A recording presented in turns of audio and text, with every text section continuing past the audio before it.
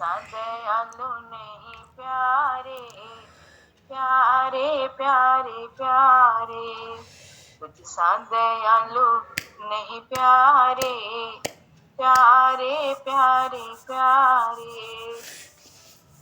अघासुर बकासुर असुरन प्यारे, अघासुर बकासुर असुरन प्यारे, मारे पुण्य तारे सब प्यारे, प्यारे प्यारे प्यारे, मारे पुण्य तारे सब प्यारे, प्यारे प्यारे प्यारे, तुझसा दयालु नहीं प्यारे, प्यारे प्यारे प्यारे, तुझसा दयालु नहीं प्यारे, प्यारे प्यारे प्यारे। गोपियन गोपिनने को छाछ पर प्यारे, गोपिनने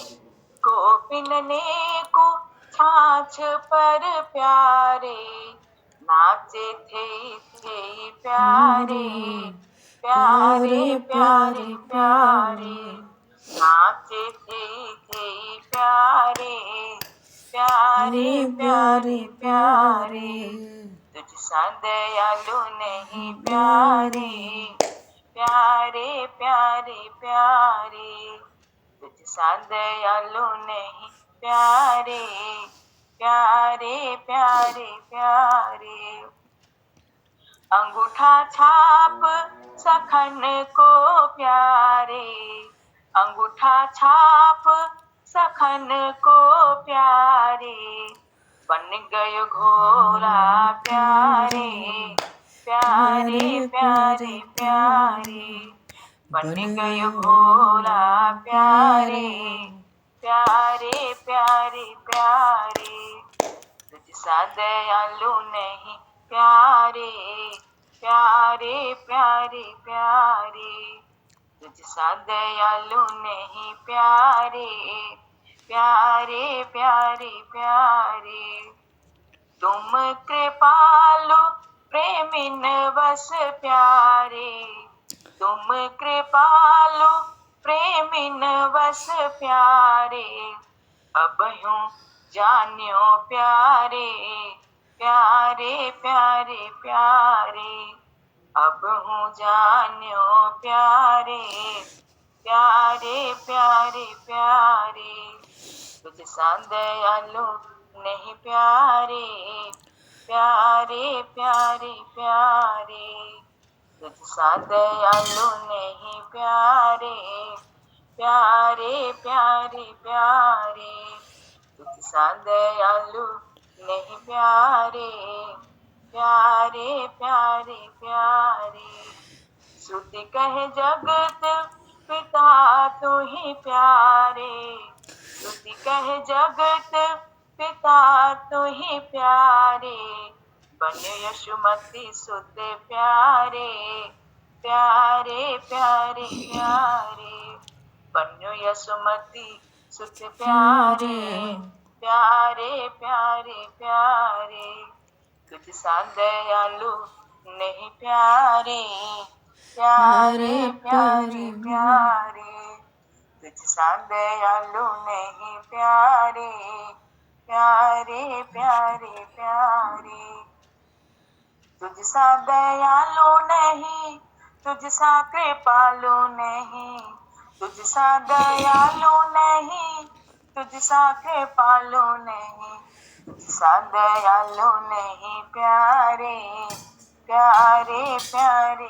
प्यारे, तुझसा दयालु नहीं प्यारे, प्यारे प्यारे प्यारे, तुझसा दयालु नहीं प्यारे, प्यारे प्यारे प्यारे। बोलो श्री कृष्ण कन्हैया लाल की जय। हरि शरणम। बोली श्री बालकृष्ण लाल की जय, श्री राम राजा सरकार की जय, श्री गौरी शंकर भगवान की जय, शुभा के बहरलाल कीजिए, वृंदावन प्रेमधाम कीजिए, सब संतन की जय, सब भक्तन की जय, समस्त वैष्णवन की जय, समस्त पर्वाचार्य चरणन की जय, समस्त संप्रदाचार्यन की जय, श्री सद्गुरुदेव भगवान की जय, गंगा मैया की जय, जमुना मैया की जय, सरजू मैया की जय, गौ माता की जय, तुलसी माता की जय, पृथ्वी माता की जय, काशी महारानी जय, जय श्री सीताराम, जय जय श्री राधेश्याम। नमः पार्वती पते, हर हर महादेव।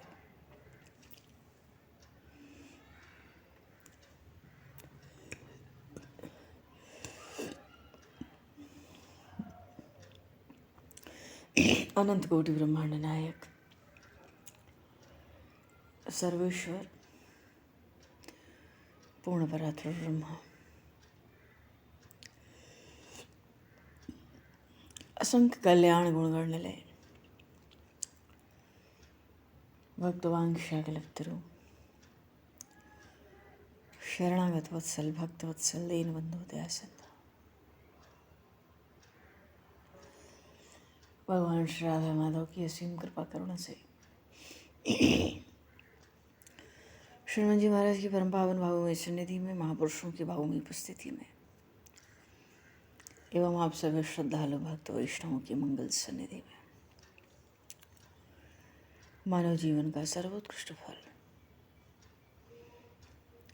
भगवत गुणगान, भगवत स्मरण का आनंद हम सभी भगवान श्री कृष्ण की मधुर बाल लीलाओं के माध्यम से प्राप्त करने जा रहे हैं। सर्वप्रथम आप सभी भक्तजनों के श्री चरणों में भगवत भाव से सादर वंदन, सादर नमन। आप सभी को यथा योग्य जय सिया राम, जय जय श्री राधे, हरि शरणम, जय श्री राम, जय सिया राम, जय जय श्री राम, हरि जय जय श्री राम, जय सिया राम, जय जय श्री राम, हरि जय राम, जय जय श्री राम, प्रणाम। जय सिया राम, साधे जो जय श्री गुरुदेव, जय श्री भगवान। गुरु महाराज की जय, संत सेवी माता की जय, जय श्री गुरु महाराज की जय, श्री राम जी महाराज। वंशी विभूषितकरान्नवनीरदाभात् पीताम्बरातरुणबिम्बफलाधरोष्ठात् पूर्णेन्दुसुन्दरमुखादरविन्दनेत्रात् कृष्णात् परं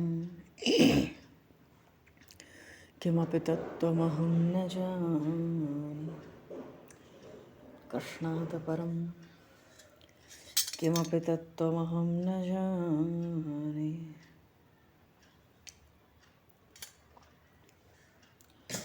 हरि शरण।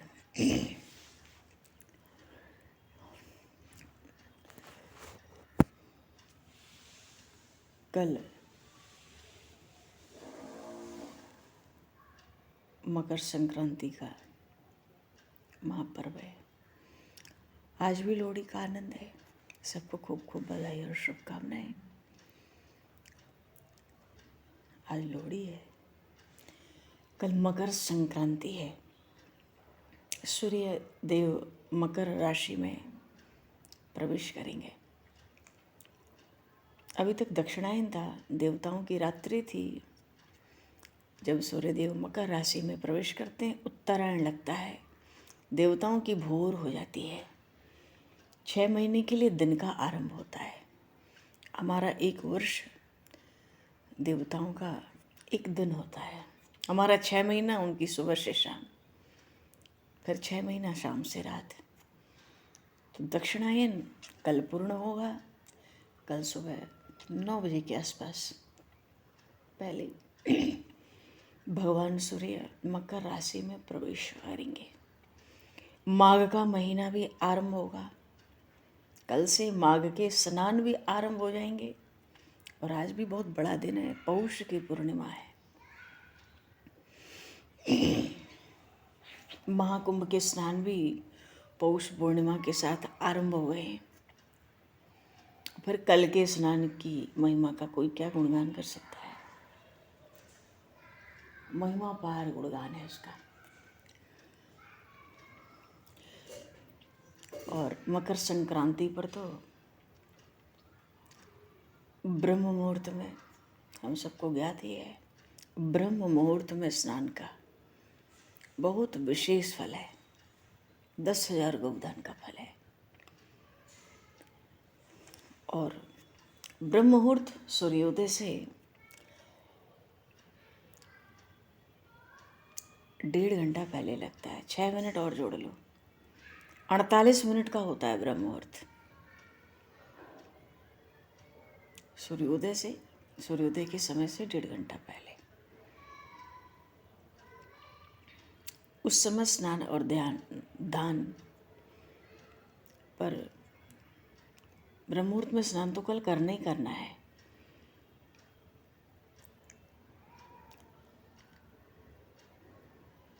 पर जो विशेष मुहूर्त है मकर संक्रांति का, वो कल सुबह 8:55 से 9:30 बजे का है। वैसे तो 1:45 बजे तक है दिन में, 8:55 से सुबह में 1:45 बजे तक दोपहर को। पर इसमें भी जो बहुत विशेष मुहूर्त है वो 8:55 से 9:30 तक का है। क्योंकि 8:55 पे ही सूर्य मकर राशि में प्रवेश कर रहे हैं और 9:30 बजे तक अमृत काल भी है कल के दिन का। तो स्नान और दान, वैसे तो कहते हैं गंगा जी में स्नान करो, जमुना जी में करो, नर्मदा जी में करो, सबको कल गंगा स्नान का फल है। और नहीं तो भाई बाल्टी में गंगा जल डाल लिया, पहले सूखी बाल्टी में, हाँ पहले थोड़ा सा गंगा जल डाल लिया, काला तिल डाल दिया और जल भर लिया, हर हर गंगे करके स्नान कर लिया। कहते हैं कल तिल का उपटन लगाना चाहिए। थोड़ी सी तिल घिस के, ऐसे सूखी भी तिल मल सकते हैं, स्पर्श भी करा सकते हैं। और माघ का महीना है, भगवान सूर्य को विशेष रूप से पूरे महीने अर्घ होता है और कल के अर्घ की बहुत महिमा है। तो सूर्य नारायण को भी लाल चंदन और काला तिल डाल के अर्घ, लाल फूल मिल जाए तो और बढ़िया है। और पितरों की भी बहुत विशेष तृप्ति होती है। कुछ नहीं करना, एक तांबे के लोटे में गंगा जल लेकर काला तिल, अक्षत और जौ। अक्षत से सब दिव्य मनुष्य तृप्त हो जाएंगे, जौ से सब, अक्षत से सब देवता तृप्त हो जाएंगे, जौ से सब दिव्य मनुष्य, और काले तिल से पितर। एक ही लोटे में सब डाल के, जौ, अक्षत, काला तिल, देवता, ऋषि, पितर सबके निमित्त जल दे देना चाहिए। ऐसे ही जब सूर्य को अर्घ दे उसी समय दे देना। कल तो दान का विशेष पर्व है। गुड़ का दान, तिल का दान, चावल, वो जो हरी दाल आती है साबुत, कुछ नमक तो कोई दान नहीं लेता, खड़ा नमक का दान होता है। गौ सेवा गौ सेवा भी कल जरूर करनी चाहिए। कुछ दक्षिणा भी अवश्य दान में रखनी चाहिए। कल भोजन में तो विशेष रूप से खिचड़ी बनती है। उत्तर भारत में तो विशेष प्रचलन है। कोई भी प्रसाद हम बनावें, कुछ भी बनाते हो, बिना तिल के नहीं बनाना है। काला तिल हो, चाहे सफ़ेद तिल हो, चाहे भूरा तिल हो, हर भोजन में तिल डालना है, भगवान को भोग लगाना है, फिर पाना है। भगवान को जो जल का भोग लगता है उसमें भी कल तिल डाल के भोग लगेगा। कल के दिन तुलसी नहीं तोड़ी जाती है, वैसे भी मंगलवार है, फिर भी सावधान रहना है। मकर संक्रांति पे तुलसी का चयन नहीं होता, जो आज हो उनको संभाल लेने का होता है। और शाम को भगवान शिव को तिल के तेल का दीपक चढ़ता है। तिल के तेल का दीपक भगवान शिव को सूर्यास्त के बाद, और थोड़ा अगर अक्षत और कोई तिल रख दें, कोई भी तिल कैसे भी रंग का अर्पित करें तो बहुत लाभ है। भगवान शिव बहुत प्रसन्न होते हैं। कुछ नहीं में कुछ। तो कल से उत्तरायण, देवताओं का दिन आरंभ है। भीष्म पितामह इसी के लिए तो प्रतीक्षा कर रहे थे। सरसैया पर। अच्छा जी, बोलिए श्री भक्तवत्सल भगवान की जय, श्री बाल कृष्ण लाल की जय।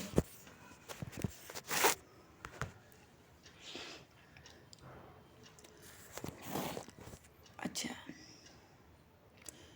आज हर मनुष्य बहुत शिक्षित है, और जितना शिक्षित है उससे ज़्यादा अपने को शिक्षित मानता है। पर सच्चा कोई शिक्षित हो तो उसमें दो लक्षण ही होंगे। क्या लक्षण होंगे? प्रधान रूप से एक तो वो दीन दुखी प्राणियों पर दया करता है, करना चाहिए, जो दीन है, दुखी है, और पाप को छोड़कर भगवान का भजन करना। ये दो बात प्रधान है, क्योंकि भगवान के दरबार में वही बड़ा होता है जो दुष्कर्मों को त्याग दे और भगवत स्मरण करे। वो भगवान के दरबार में बड़ा है। और संसार के सब प्राणियों को भगवत स्वरूप मानकर सबकी निस्वार्थ भाव से, निष्काम भाव से सेवा करना अपना कर्तव्य भी मानता है, क्योंकि सब में एक ही परमात्मा है। एक महापुरुष कहते थे, संसार में आके दो काम करो, भूखे को भोजन दो और भगवान का नाम लो। भाव है कि जो दान है वो भी सतपात्र को दान होना चाहिए।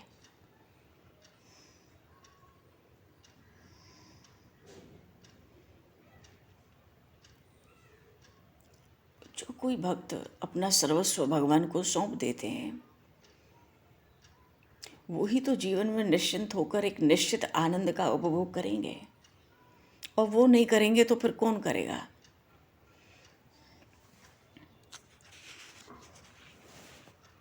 भगवान तो भक्तों के लिए अपने षड ऐश्वर्य संपन्न भगवत स्वरूप को, ईश्वरत्व को भला देते हैं। धरहूं थे देह नहीं आनन्य हो रहे, विभीषण जी से भगवान ने कहा सुंदरकांड में, तुम जैसे भक्तों के लिए शरीर धारण करता हूं, दूसरा कारण नहीं है। सो केवल भगत निहित लागी, परम कृपालु प्रणत अनुरागी। भक्तों के लिए भगवान क्या क्या नहीं करते। अरे ब्रज की लीलाओं में भगवान इन ब्रजवासियों को आनंदित करने के लिए, प्रेम से पूर्ण करने के लिए कौन कौन सी लीला नहीं करते हैं। भगवान बड़े दयामय हैं। भक्त का बोझ ही हल्का करते हैं। भगवान ने कल्याण करने के लिए ही सब लीला रचा रखी है भक्तों के लिए। हमें दुख भले ही होता है, पर उसमें हमारा कल्याण छिपा होता है। तो वो जगदीश्वर ऐसी हैं कि उनकी दया को धन्य है। क्यों धीरे धीरे भक्त को दुनिया की गुलामी से भीतर से छुड़ा लेते हैं।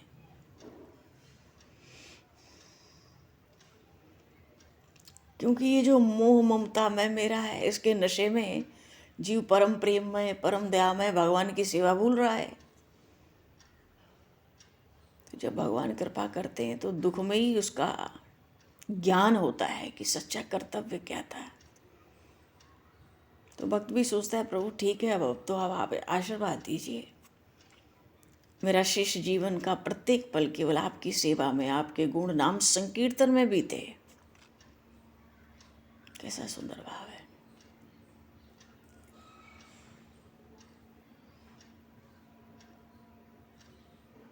तो परम संतोष, परम आनंद से भगवत भजन में भक्तजन संलग्न रहते हैं। और जो कर्तव्य प्राप्त हुआ है, क्योंकि जो कर्तव्य प्राप्त है संसार में वो देह धर्म है, और भगवान का नाम कथा भक्ति भजन ये आत्मा का धर्म है। जब तक देह है तो देह धर्म तो करना ही पड़ता है, पर आत्मा की खुराक तो भगवान नाम और भगवान कथा है। तो संकट पड़ता है तो भक्तजन भी भगवान की प्रेरणा समझते हैं, अपने मन को भगवान के स्मरण में लगा देते हैं। क्योंकि संसार में जो प्रेम और ममता है वो तो निस्सार है, संसार में सार तो केवल भगवान नाम, जिसने उन भगवान नाम का आश्रय ले लिया। भगवान तो दीनों के बंधु हैं, दीन दयालु। भक्तजन उनकी दया की बलिहारी करते हैं। दर्शन से तृप्ति नहीं होती गोपियों को। भक्त सोचते हैं, हे प्रभु, ऐसे ही आपके श्रीमुख का दर्शन करते करते मेरी मृत्यु हो जाए। आप मेरे प्राणों के प्राण हो, मुझ शरीर के कंगालों के ही आप पारस मणि हो। आपके सिवा न कोई है, न हो सकता है। मुझ निराधार के आधार आप हो। हे देव, मैं आपकी शरण आया हूँ। गोपियाँ प्रसन्न है, हृदय आनंदित है। हाँ, नेत्रों में श्री कृष्ण दर्शन की ललक दिन रात लगी रहती है। पर हे नाथ, हे श्री कृष्ण, आपकी जय हो, जय हो। हे बनमाली, हे बलिहारी, बलिहारी आपके सौंदर्य की। प्रभु के वक्षस्थल पर कमलों का हार, वैजयंती माला, गले में तरह तरह के सुगंधित पुष्पों की मालाएं शोभा पाती हैं, और प्रत्येक अंग में रत्नों के आभूषण झलमिलाते हैं। कानों में कुंडल, मस्तक पर रत्न मुकुट।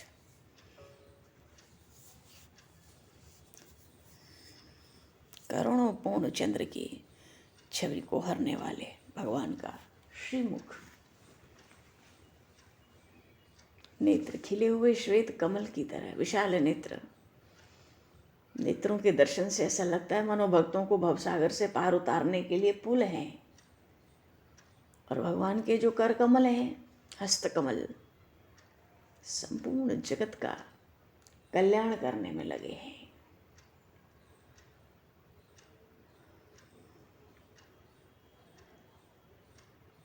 भगवान की रूप माधुरी का दर्शन करके ध्यान में भी नेत्र शीतल हो जाते हैं, और भक्तों की रक्षा तो बड़ी व्यग्रता से करते हैं।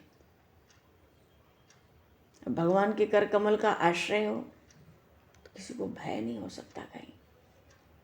भगवान के चरण कमल अभय देने वाले हैं, शरणागत भक्तों के सब भयों को दूर करते हैं।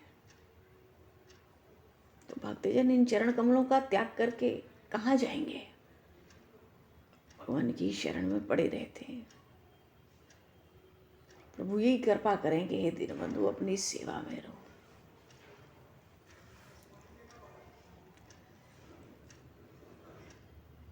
भगवान तो भयों के भय हैं। भगवान को भयहारी कहा जाता है। भगवान के चरण कमल बिल्कुल अभय देने वाले, उनका ध्यान करने से जीव निर्भय हो जाता है, जन्म मरण के चक्र से छूट जाता है। भक्तजन उन्हीं चरण कमलों में चित्त लगाए रहते हैं।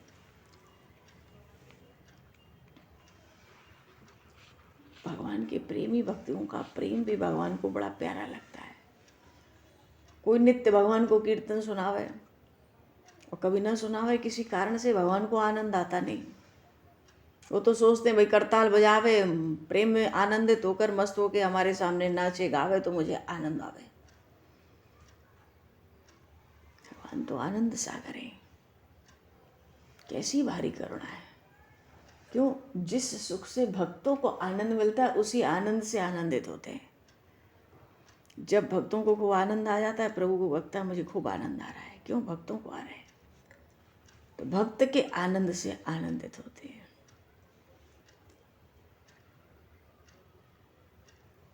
दया में भगवान की दया अपार है।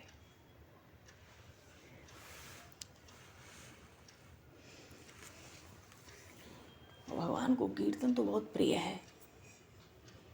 अच्छा चलो, गोपियों की तो बात है, पर उधर भगवान की लीलाएं भी ब्रज में निरंतर चली रही है। कहाँ विश्राम है भाई? अनंत कोटि ब्रह्मांड है भगवान के रोम रोम पर।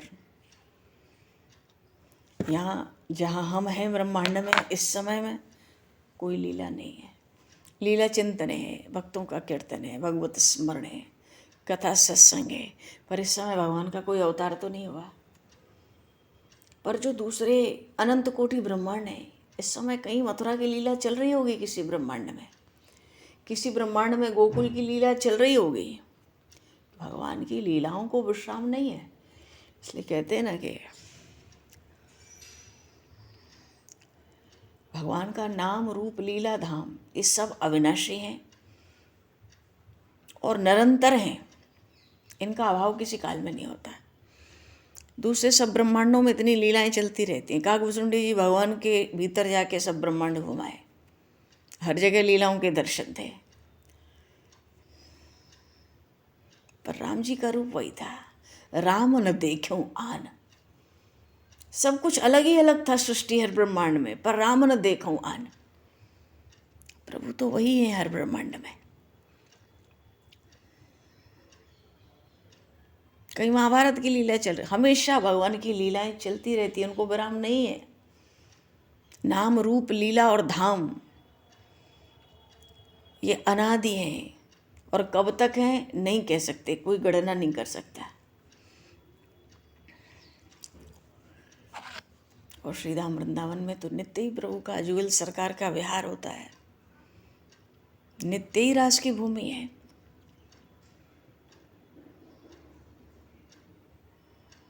ब्रह्मांडों में अवतरण के जो भगवान के रहस्य हैं उससे ऊपर उठकर नित्य विहार की भूमि है श्रीधाम वृंदावन। बोली वृंदावन प्रेम धाम की। हाँ, पूर्व प्रसंग में हम लोग स्मरण कर रहे थे कि देवगुरु बृहस्पति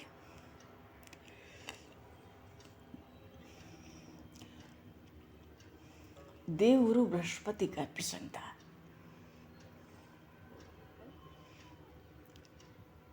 तो भक्तजन तो पुष्पों का चयन करते हैं भगवान के श्रृंगार के लिए, आभूषण बनाने के लिए, पर जो देवांगनाएं हैं, जो गंधर्व हैं, वो अपनी साज सज्जा में लग जाते हैं।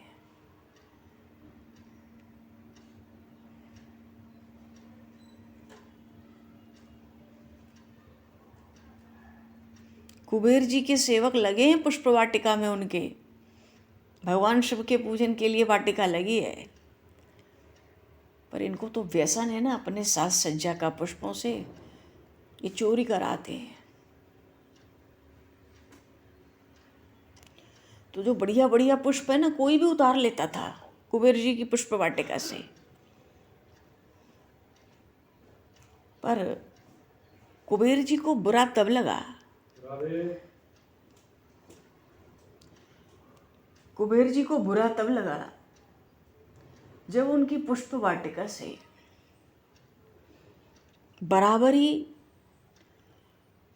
पुष्प बराबर ही जाएंगे, रोज जाएंगे प्रतिदिन, तो पूजा के लिए पर्याप्त पुष्प तो नहीं मिलेंगे, कठिन हो जाएगा। उन्होंने श्राप दे दिया, भाई मेरी पुष्प वाटिका से पुष्पों की अनुमति लिए बिना जो चयन करेगा वो असुर हो जाएगा। मानो मेरी पुष्प वाटिका से पुष्प लेना है तो अनुमति लेकर लो, और नहीं तो असुर बनो। अब भाई ये श्राप तो दे दिया, अब कुबेर जी यक्षराज हैं, इसको लिखवा के पुष्प वाटिका के बाहर टंगवा देते तो बढ़िया था। लिखे रहते हैं लोग आजकल, फूल लेना मना है, तोड़ना मना है, सावधान, कैमरा लगा है, क्या क्या। पर कुबेर जी ने ऐसा कुछ किया नहीं कि भाई लिखवा के लगा दो जिससे लोगों को जानकारी हो जाए, ऐसा कुछ नहीं है। तो ये एक प्रमाद तो चलो हो ही गया, क्योंकि श्राप तो दे दिया बिना अनुमति के। अब जिसको अभ्यास है वो तो लेगा, और बिना अनुमति के जो लेगा वो असुर हो जाएगा। तो गंधर्वों में जो श्रेष्ठ हैं हुहु, उनका पुत्र था विजय, उधर से निकला एक दिन, परम वैष्णव था, भगवान का गुणगान करता आया, वहाँ स्नान किया उसने। तो अर्चना करनी है भगवान की, वो वैष्णव है। अब शाप से अनजान भी तो है, कुबेर जी के शाप से क्या पता किसी को, पुष्प चयन करने लगा, अपराध बन गया, जाने अनजाने असुर हो गया। अब प्रमाद उससे भी कुछ हुआ, असावधानी उससे भी हुई। वो ये हुई कि भाई तुम पुष्प वाटिका में आए थे तो कम से कम रक्षक हैं, रक्षकों से तो पूछ लेना चाहिए था उसको। अब देवगुरु बृहस्पति तो यही सोचेंगे ना कि भाई यक्षराज कुबेर मेरे यजमान है, तो ये गंधर्व भी तो मेरे यजमान है। अच्छा, अनजाने में कुबेर जी से भी भक्त अपराध बन गया था। भाई कोई भी फूल लेगा तो जरूरी नहीं है, हो सकता है भगवान की पूजा के लिए ले जाए तो असुर हो जाएगा, वही हुआ। तो भक्त अपराध तो बन ही गया ना, क्योंकि इस बार वैष्णव ने पुष्प चयन किया और जो विजय आया था प्रमाद से अपने असुर हो गया, अपने असावधानी से।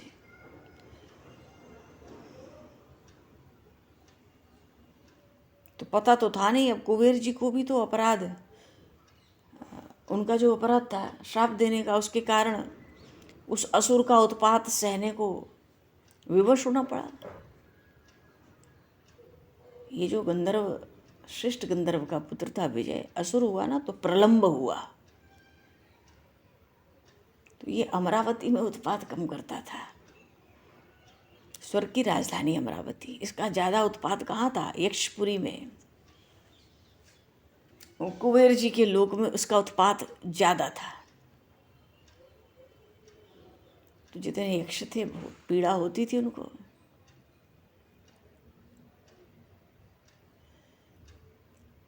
पर देवगुरु बृहस्पति की सलाह से वैश्रवा मुनि के जो पुत्र हैं कुबेर जी, रावण भी इन्हीं का पुत्र था, तो कुबेर जी ने इसके शाप का उद्धार कर दिया था, रास्ता निकाल लिया था कि भाई द्वापर का जब अंत होगा, भगवान शंकरषण के करकमल से इस प्रलंब का उद्धार होगा, दाऊ जी के हाथों से इसका उद्धार होगा।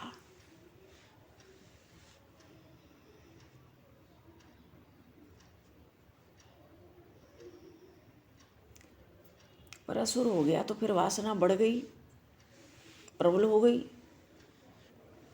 अब इससे तो बड़े बड़े साधकों का, सिद्धों का भी पतन हो गया। भगवान श्री कृष्ण की सन्निधि में उनके जो सखा हैं, उन सखाओं में ये प्रलंब प्रवेश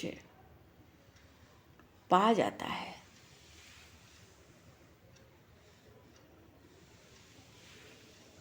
जो नाम की वासना है ना, वो देह की वासना का दूसरा रूप ही तो है। अब जिसको संसार में धन की, स्त्री की, पुत्र की बड़ी भारी इच्छा हो जाए, कोई भी वासना हो जाए, वो प्रबल हो जाए, तो केवल आचार्य गुरुजनों की कृपा अनुग्रह से ही शांति हो सकती है। गुरु चरण ही आश्रय देने में समर्थ होते हैं ऐसे जीव को। इसलिए ये जो प्रलंब है ना, ये प्रलंबासुर है, कंस का मित्र हुआ समय पाकर। और जब इसने उन संकर्षण का हरण किया, भगवान अनंत का जब हरण किया, तो इसको मरना पड़ता है। और आचार्य चरण तो वही है, श्री दाऊ जी महाराज। बोलिए श्री दाऊ जी महाराज की जय। तो इसकी वासना इतनी प्रबल है संसार की, धन की, सुख की, इसका उद्धार गुरु चरण से ही होगा। और सब जीवों के परमाचार्य हैं श्री लखनलाल जी महाराज, श्री दाऊ जी महाराज। तो ये रहता तो था अन्यान्य लोकों में, अमरावती पे कम, कुबेर जी के लोक पे बहुत धावा बोलता था, आक्रमण करता था, उत्पात करता था। पर कभी जब कंस दिग्विजय के लिए निकला था, तो इसको पराजित करके मथुरा ले आया था।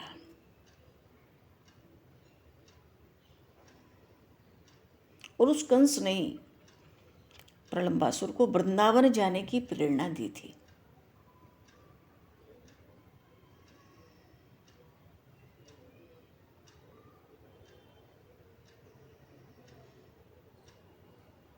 अब कंस को ये प्रलंबासुर चाहे जितना भी आश्वासन दे आवे, पर सावधान है, ये बुद्धिहीन थोड़ा ही है।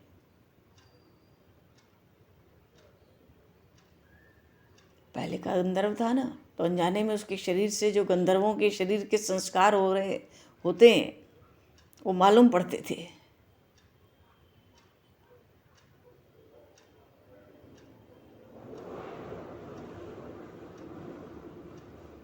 अब वैष्णव था ना, तो इसके आराध्य तो श्री हरि ही थे। आराध्य पर कैसे आक्रमण करेगा? कोई कठोरता भी उसके अंदर नहीं आई आक्रमण की। तो वो क्या चाहता था? वो एक ऐसा अवसर देखना चाहता था कि कोई ऐसा अवसर हाथ लग जाए कि इस दाऊ को मैं मथुरा लेकर चला जाऊं।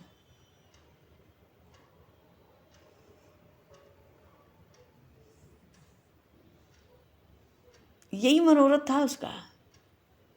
अब देवताओं के आचार्य तो देवगुरु बृहस्पति भी है।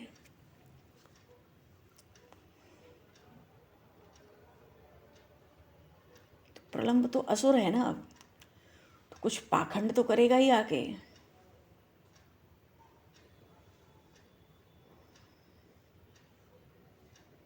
क्योंकि देवगुरु बृहस्पति को ये बात की चिंता है भाई कि इसका उद्धार हो जाए।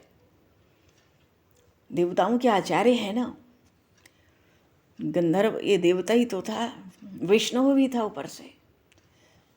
तो इस बात की चिंता अधिक थी देवगुरु बृहस्पति को कि इसका उद्धार हो जाए। यही कारण था कि जब ये प्रलंबासुर व्रज वृंदावन की ओर चला ना, मथुरा से आया वृंदावन की ओर चला, तो अदृश्य होके देवगुरु बृहस्पति इसके साथ हो लिए। एक तो असुर है और जानते हैं वहाँ जाएगा तो मारा ही जाएगा, तो उद्धार तो हो ही जाएगा श्राप से।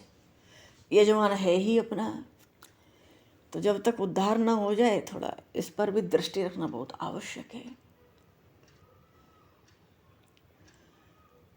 अदृश्य होके साथ हो लिए।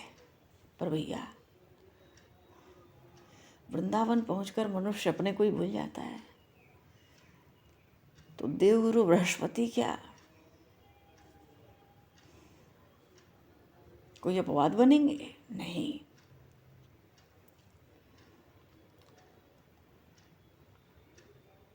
जो झांकी देखी जाकर उनको अपने शरीर की सुध नहीं रही। क्यों?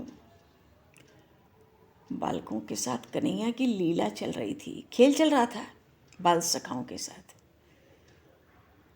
और फिर उस झांकी का दर्शन करके किसको और कुछ स्मरण रहेगा? कुछ नहीं रहेगा।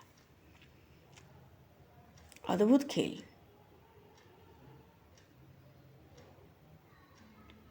क्योंकि सकल संपूर्ण लोकों के ईश्वर के तो ईश्वर हैं, नित्य हैं, सर्वज्ञ हैं, सर्वव्यापक हैं, सर्वशक्तिमान हैं, सर्वसमर्थ हैं। अब ब्रज में आ गए,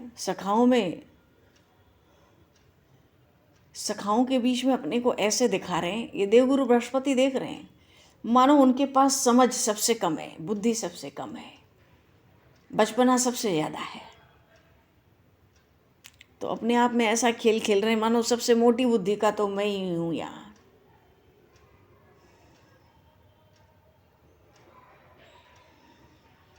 बरूतब खेल क्या चल रहा है? बरूतब थैला लिया हुआ है, झोली, उसमें बहुत सारे आंवले भरे पड़े हैं। निकालता है, दोनों हाथों में बांधता है, सामने वाले को बताना पड़ता है कितने हैं ये बताओ गिनते में।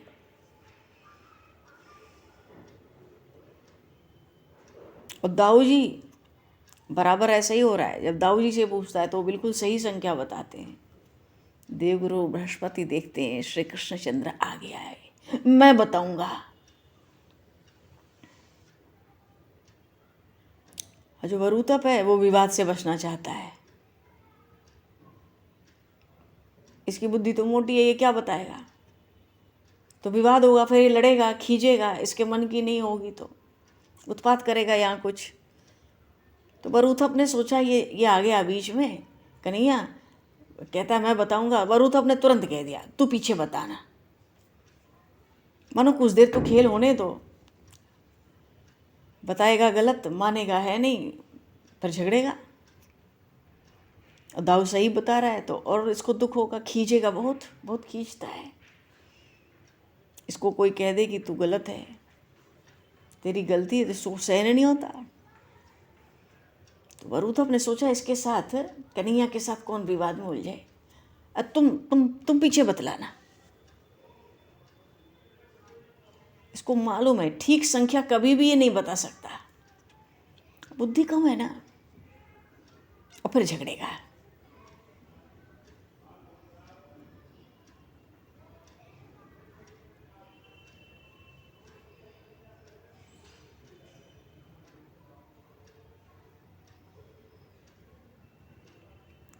और ऊथब जो है भैया, कच्चे होंगे सड़े होंगे ऐसे आम लोगों को गिनता भी नहीं है।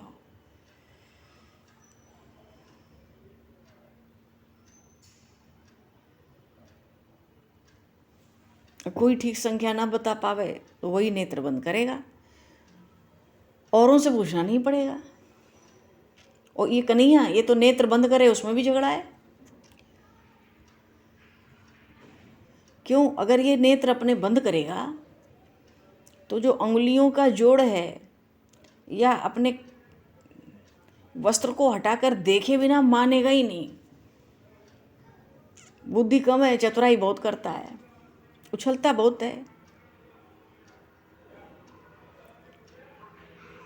और उंगलियों के बीच में क्या देखता है? ये श्रीदामा या मधुमंगल को देखता है, उन्हीं को छुएगा, उन्हीं को पकड़ेगा।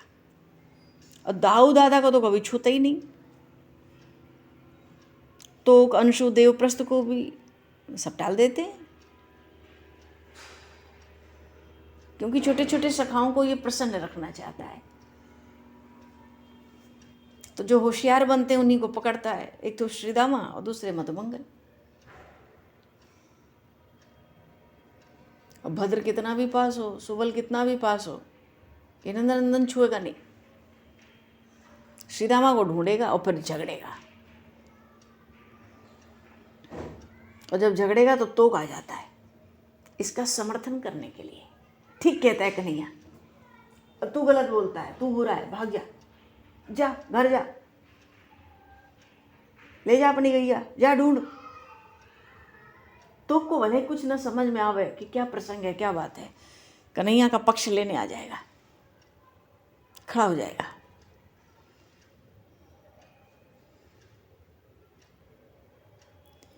पर तोक की बात भी तो ठीक है ना, तोक का जो तर्क है बढ़िया है। तो यही तो कहता है कि भाई देखो, कन्हैया हमारा जब कहीं छिप नहीं पाता तो इसको छुट्टी दे दो खेल में, कि ये दूसरों को देख सके, इसको छुट्टी मिलनी चाहिए, क्योंकि ये छिप ही नहीं सकता। वस्तुतः उन नंदनंदन के, उन श्याम सुंदर की श्रीअंग से इतना प्रकाश निकलता है, वो कितने भी अंधेरे में छिपने जाएं, जहाँ जाएंगे वहाँ प्रकाश हो जाएगा। फिर ये कैसे छिपेंगे? छिप नहीं पाते। तो यही कहना चाहता है सबको कि देखो भाई, जब हमारा कन्हैया छिप नहीं सकता, अब इसकी अपनी परेशानी है, इसके अपने शरीर की परेशानी है, कौन सा प्रकाश इसके भीतर जलता रहता है। अब ये जब छिप ही नहीं पाता,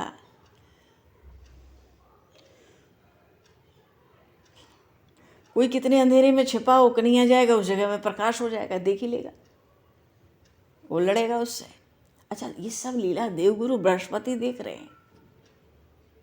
वृंदावन आते ही प्रभु की झांकी, प्रभु का दर्शन, वृंदावन की झांकी, तन मन की सुध बुध जाती रही।